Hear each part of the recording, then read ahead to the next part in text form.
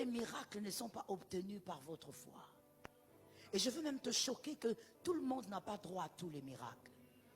Il y a des miracles que tu n'auras jamais si ça ne se trouve pas dans ta lignée. Tu vas les envier, mais tu ne les auras jamais. Parce qu'il y a des miracles qui naissent un jour et qui se manifestent après 40 ans. Il y a des miracles que les hommes, que les femmes posent dans la lignée. Pas pour eux, mais pour que la descendance en bénéficie. Il y a des hommes de foi, il y a des femmes de foi qui ont cru un jour pour que leurs petits-enfants vivent des mystères. Quelqu'un m'a dit mystère. Quelqu'un a dit un autre mystère. Quelqu'un a dit ça doit commencer avec moi ce matin. Dans Marc 16, 17, la Bible dit, Marc 16, 17, voici les miracles qui accompagneront ceux qui auront cru. Si tu crois, il y a 4 éléments qui marcheront avec toi, comme la Bible le dit. Ces 4 éléments, c'est pour tout celui qui croira. Mais il y a des miracles précis, des miracles étranges, on appelle ça des prodiges, on appelle ça le surnaturel, qui ne dépendent pas de la foi d'aujourd'hui, qui dépendent de la foi d'un père. Qui ne dépendent pas de ta foi d'aujourd'hui, ça dépend de la foi d'une mère. Ça dépend de quelqu'un qui t'a précédé, qui a cru et qui a imposé le surnaturel. Quelqu'un m'a dit surnaturel. Quelqu'un m'a dit surnaturel. Il y a quelqu'un qui est venu avant toi, des siècles avant toi, des années avant toi, et qui a placé quelque chose. J'ai dit à quelqu'un, les filles de Lot n'ont pas vu l'ange lorsqu'ils se sont perdus. Les filles de Lot n'ont pas bénéficié de la visitation angélique lorsqu'elles ne savaient plus quoi faire. Parce que personne n'avait s'aimé que ce soit. Mais Ismaël, lui, il avait pu voir un mystère. Tout le monde n'est pas appelé à voir certains miracles. Mon frère, si tu n'as pas eu un sémeur dans ta lignée, il y a des miracles que tu ne verras pas. Voilà pourquoi ce matin, quelqu'un va se transformer en sémeur. J'ai pitié de celui qui n'a pas compris.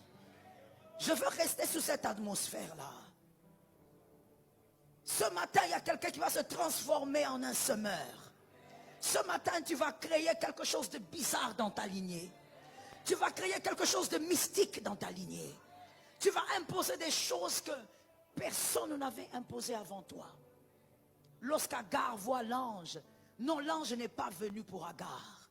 L'ange est venu pour Ismaël. Alors qu'Ismaël n'avait pas la promesse. Alors que Dieu ne comptait même pas Ismaël.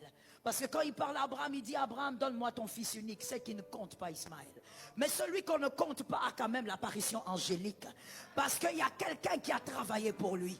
Parce qu'il a un précurseur qui a sémé pour lui.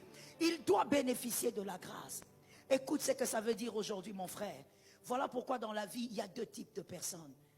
Le premier type, c'est que tu es embrouillé dans la vie, tu ne sais pas quoi faire.